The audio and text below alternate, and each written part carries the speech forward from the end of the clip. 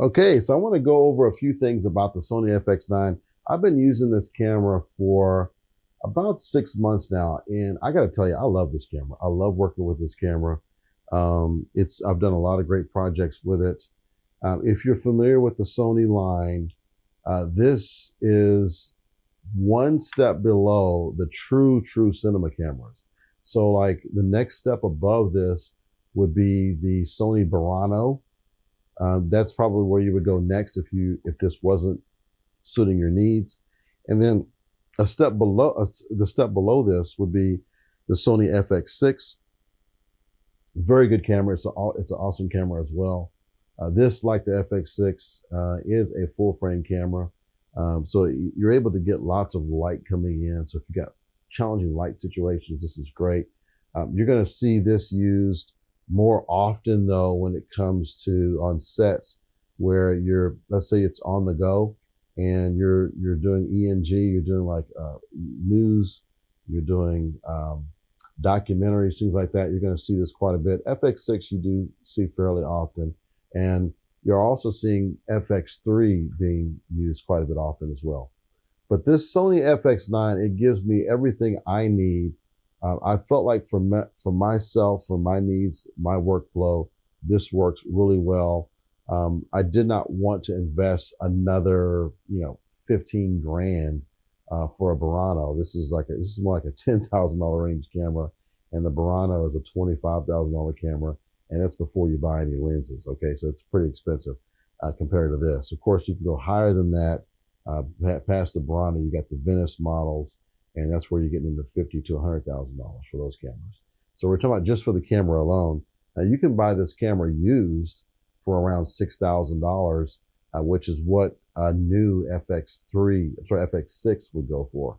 So this gives you a lot of firepower. There are a few things that are a little bit older about this camera, and so I wish it kind of would have had a little bit better system when it comes to software. Like if you're looking at the monitor and control from Sony, that works extremely well on a Sony FX6 or an FX3, but it does not work at all on the FX9 because the FX9 is a predecessor. It came out before those other cameras. So you do lose a couple little things like that. But as far as like performance, the autofocus, it being able to focus on a person's eye, lots of those things you get with this camera. I'm filming this particular video with a Sony FS7, which is older than the FX9, and it still works great, as you can see. But this particular camera works great. I'll just go over just a few features that I use quite a bit on this camera that may help you. I did rig it with a couple of things, but not very much. For instance, I do have a small rig right here. It's a very small, a little shoe that you can put on. It's a cold shoe. You can put on the top of your camera. It can be very, very helpful if you are using it to, let's say, hold your transmitter, especially if I'm going to do an HDMI transmitter or SD transmitter to another external monitor. That works great. You see here on the front, I've got a small Amaran light that's housed on here. It's in the shoe. This is actually a hot shoe, but I'm just using it as a cold shoe just to hold my light. This works great in very challenging light conditions, but I can tell you in most cases, I do not even need this, but it just comes in really handy when I do need it. Also on this other side here, this comes with it. This holds your boom mic. One of the things I had to get extra with it is I have a Sennheiser mic that I use with. I don't use the Sony mic with this. So with the Sennheiser, let me just try to turn that around. With the Sennheiser, it's too slim of a microphone. So what's going to happen is it's going to want to slide through here. It's not going to want to fit. It's going to kind of dangle a little bit. And so you just get these little rubber things in here. I bought a set of them from Amazon. This fits in here nicely and it holds that microphone nice and snug. So that worked out really well for me so far. I love using that. A couple of other small things, and these are things that you'll learn as you work with these cameras. This particular camera, I have the Falcam F50. You can also get a Falcam F38. This particular device here lets me very quickly get it on and off of a tripod. It's worked out very well for me. It's very sturdy. This can hold a whole lot more weight than what this camera weighs, so it's very sturdy.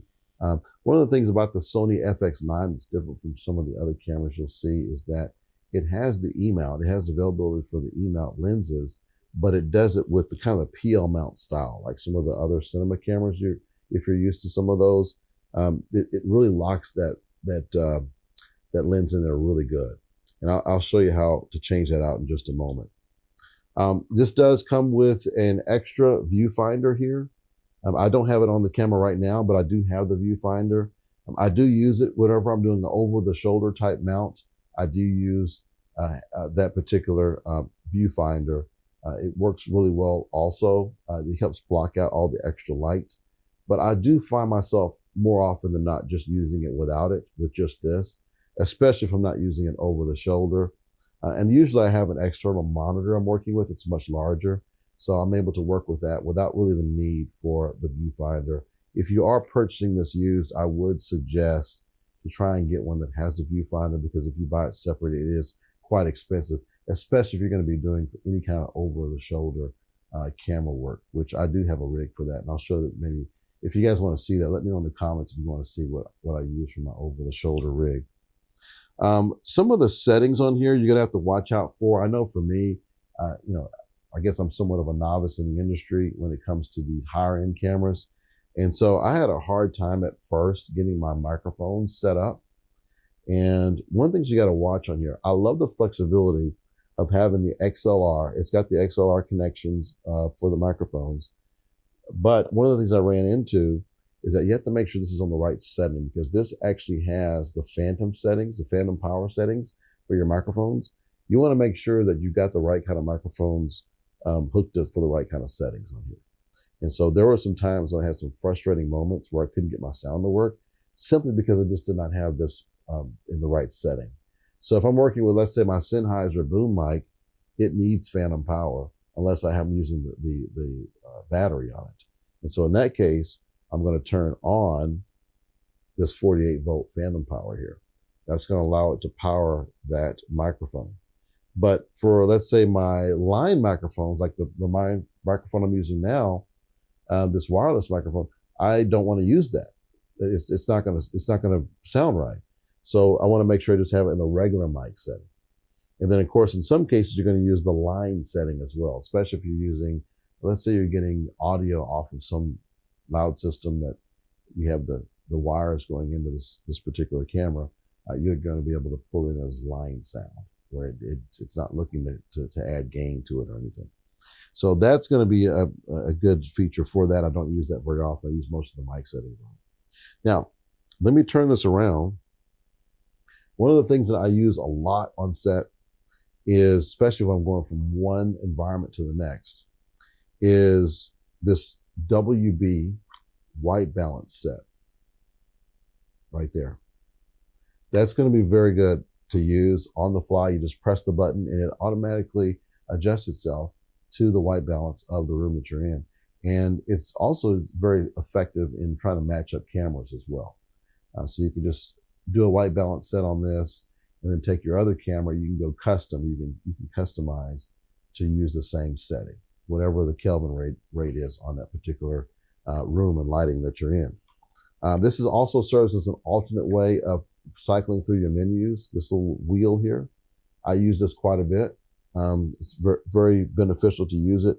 You press it and turn it, press it and turn it to find the different functions. You can also navigate through the menu functions using this as well. So you can use this or this to navigate through your menu functions, and it works really good. You do have some other options, like for instance, you can do some things from your content mobile browser app that Sony had. That's the predecessor to Monitor and Control, and it works very well.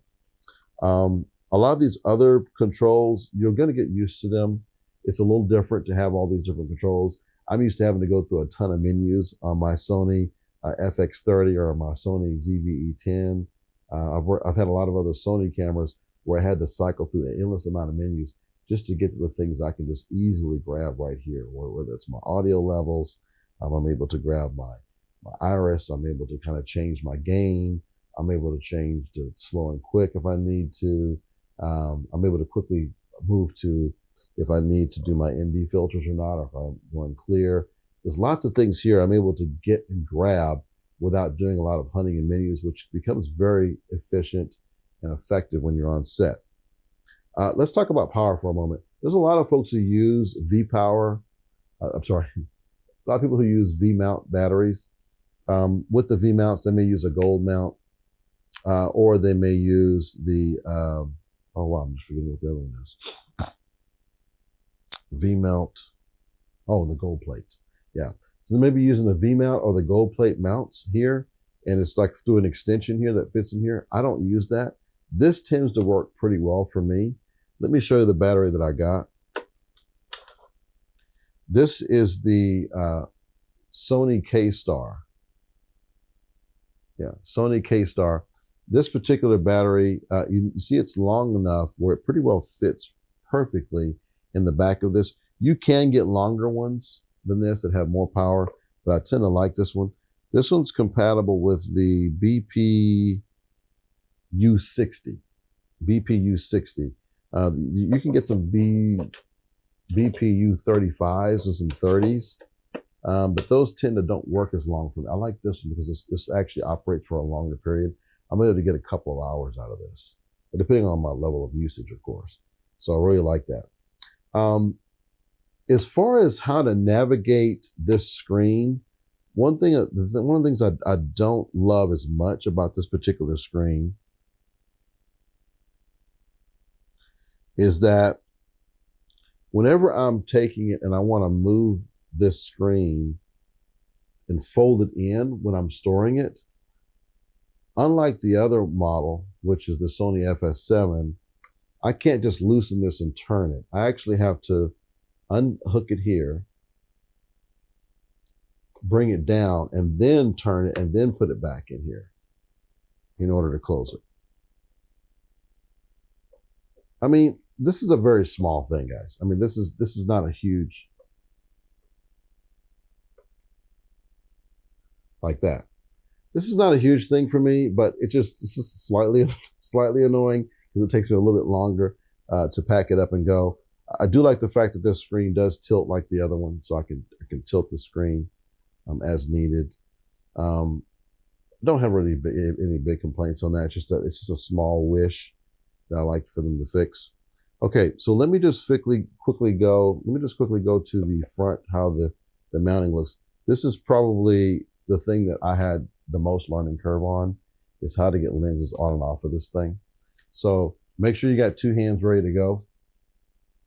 Here's my lens I'm going to use. It's a Sony E-mount lens. And so when I put this lens in here, I'm going to line it up with you see the white circle there? I'm going to line that up. On here, there's also the white circle that I'm going to line up, okay? So let me take off the cap. It's off.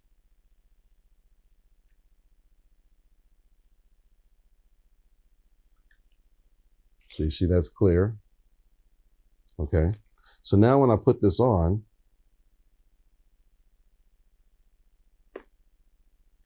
I have this on release, and I have the two white dots lined up. See that? The two white dots are lined up, okay? So once I have those lined up, then now I can put that with the white dot here. So before I tighten this up, you can see the three dots are lined up, okay? Try that again. The three dots are lined up. You can see that, okay? So now what I'm going to do is with both hands, now I'm going to take this lever here and I'm going to take it with my thumb and tighten it. So it becomes very tight as I can get it with my thumb. Now, the lens is totally on there. So instead of you just popping it and turning it like the other models, this makes it more secure. And this comes in very handy the larger the lenses that you're using, especially if you're going to have extra things on the lens, like if you're going to have any kind of extra mounting on it. It definitely helps you to have this locking in And when you get some of these PL mount lenses that are very heavy, this definitely helps to lock it in. So hopefully that helps. These are some of the things that I use the most on this particular camera. I hope you love it and use as much as I have. Thanks for watching. Let me know how you mostly use this particular camera or cameras like it. What do you like about the Sony FX9? What do you not like about it? Or if you're using an FX6, what are some things that you perhaps are thinking about if you're going to upgrade to, let's say, an FX9? What are the reasons why you might want to do that? I'd love to hear all of those things in the comments. Thank you for watching, and see me on the next video.